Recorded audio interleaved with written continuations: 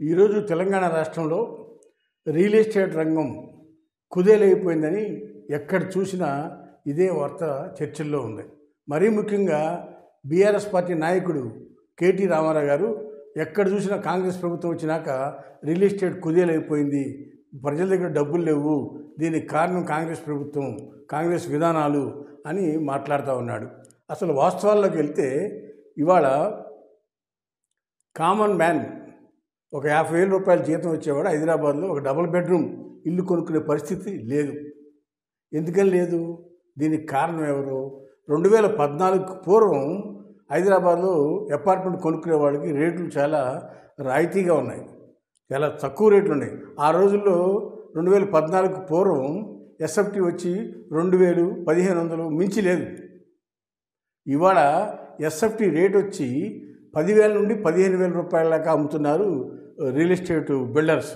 ఎందుకు అమ్ముతున్నారు? దీనికి కారణం ఏంటి అని ఆలోచిస్తే గత ప్రభుత్వం బీఆర్ఎస్ ప్రభుత్వం కేటీ రామారావు ఆధ్వర్యంలో రియల్ ఎస్టేటు ఆకాశాన్ని అంటేసింది, డెవలప్మెంట్ వెళ్ళిపోయింది, డెవలప్మెంట్ హైదరాబాద్ మొత్తం డెవలప్ అయిపోయింది, తెలంగాణ మొత్తం డెవలప్ అయింది, భూముల రేట్లు పెరిగిపోయినాయి, ప్రజలు కోటేశ్వరులు అయిపోయారు అని చెప్పుకుంటూ వచ్చారు. ప్రభుత్వం ఒక హైప్ క్రియేట్ చేసింది. దానికి కారణం హైదరాబాద్లో ఎకరం 100 కోట్లకు భూమిని కొనిపించారు. అది ఒక లాలూచి కార్యక్రమం అని ప్రజలందరికీ ఆ రోజే అర్థమైంది. 100 కోట్ల రూపాయలు పెట్టి ఎకరం భూమి కొంటే ఒక అందులో నిర్మాణం చేస్తే ఎస్ఎఫ్టీ ఎంత రేటుకి అమ్మాలి ఆలోచించండి ఒకసారి. దీనికి కారణం ఎవరు? గత ప్రభుత్వం. ఆ రోజు 100 కోట్లకు ఎకరం కొనాలని ఎవరైతే బయ్యర్ ఉన్నారో వాళ్ళతో ప్రభుత్వం లాలూచి పడి కొంత భూమిని తక్కువ రేటుకి అమ్మి కొంత భూమిని ఒక ఎకరం మటుకి ఎక్కువ రేటు కొనిపించారు.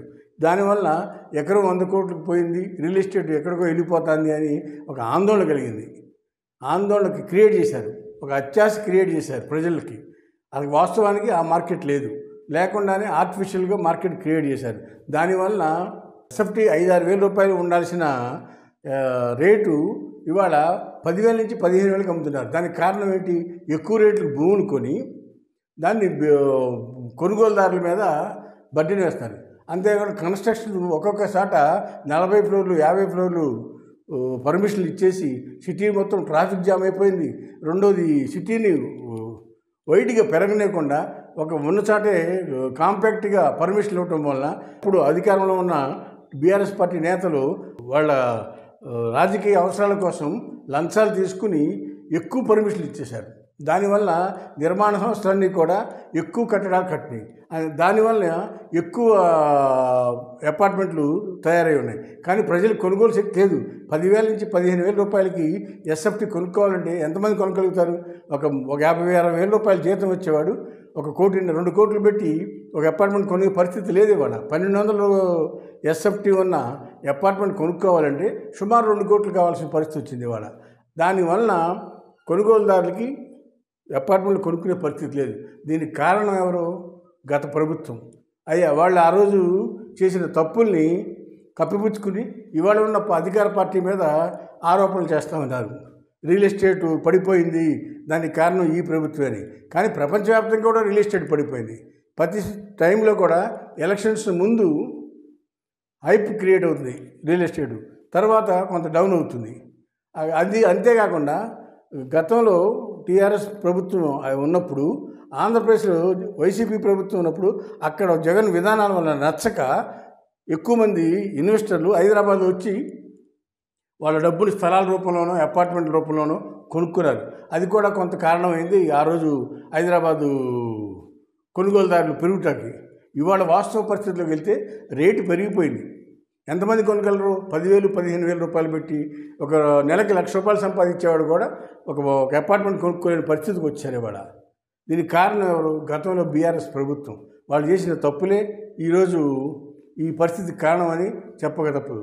అంతేకాకుండా హైదరాబాదు 111 జీవో అయిన ప్రాంతాన్ని జీవో ఎత్తివేస్తామని చెప్పి ఆ ప్రాంతంలో 1 సంవత్సరం ఎలక్షన్స్ ముందు కేసీఆర్ ప్రభుత్వం 111 జీవోని ఎత్తేస్తామని చెప్పడం వల్ల ఆ ప్రాంతంలో కూడా కొంతమంది ఇన్వెస్ట్ చేశారు. 500-1000 గజాలు ఫ్లాట్లు కొనుక్కుని వాళ్ళు కూడా అక్కడ ఉన్న డబ్బులని కూడా అక్కడ పెట్టారు. కానీ 111 జీవో ఎత్తేయడం అనేది సాధ్యం కాదు అనే సంగతి కేసీఆర్కి తెలుసు. అయినా కానీ ఒక రియల్ ఎస్టేట్ బూమ్ క్రియేట్ చేయడం కోసం ఆ విధంగా వాళ్ళు చెప్పారనేది ఇప్పుడు అర్థమవుతా ఉంది. 2000 ఎస్ఎఫ్టీ ఉన్న ఒక ట్రిపుల్ బెడ్రూమ్ ఫ్లాట్ని ఈరోజు ఆంధ్రాలో ₹1 కోటి ఉంది. ఇవాళ హైదరాబాద్లో 2.5 కోట్ల రూపాయలు ఉంది. దీనికి కారణం ఎవరు? భూముల వాల్యూని ఎక్కువగా పెంచడం వలన ప్రభుత్వమే భూముల వాల్యూని ఎక్కువగా పెంచేసింది. దానివల్ల ఇవాళ మంచి కన్స్ట్రక్షన్ చేసింది అయితే ఎస్ఎఫ్టీ ₹3,000 పడుతుంది. అన్ని ఖర్చులు వేసుకుంటే ఒక 5-6 వేల రూపాయలకి అమ్ముకోవచ్చు. కానీ ఆ పరిస్థితి లేదు ఇవాళ హైదరాబాద్లో. దానికి కారణం ఎవరు? గత ప్రభుత్వ నిర్ణయాలు. గత ప్రభుత్వంలో తీసుకున్న నిర్ణయాల వల్ల ఈరోజు 10,000 నుంచి 15,000 వరకు ఎస్ఎఫ్టీ అమ్ముతున్నారు బిల్డర్స్. దానివల్ల కొనుగోలు మధ్యతరగతి కానీ ఎబో మధ్యతరగతి వాళ్ళు కానీ హైదరాబాద్ పరిసరాల్లో ఫ్లాట్లు కొనుక్కునే పరిస్థితి, ఇల్లు కొనుక్కునే పరిస్థితి లేదనేది ఈ సందర్భంగా తెలియపరుస్తాం. దీనికి అంతటికీ కారణం గత ప్రభుత్వం బీఆర్ఎస్ ప్రభుత్వంలో పాలకులు తీసుకున్న నిర్ణయాల వల్లే ఈరోజు ఈ పరిస్థితి వచ్చిందనేది చెప్పక తప్పదు. హాయ్ ఫ్రెండ్స్, మా ఫ్యూచర్ టుడే ఛానల్ చూస్తున్నందుకు చాలా థ్యాంక్స్. మరిన్ని లేటెస్ట్ వీడియోస్ కోసం వెంటనే సబ్స్క్రైబ్ చేయండి.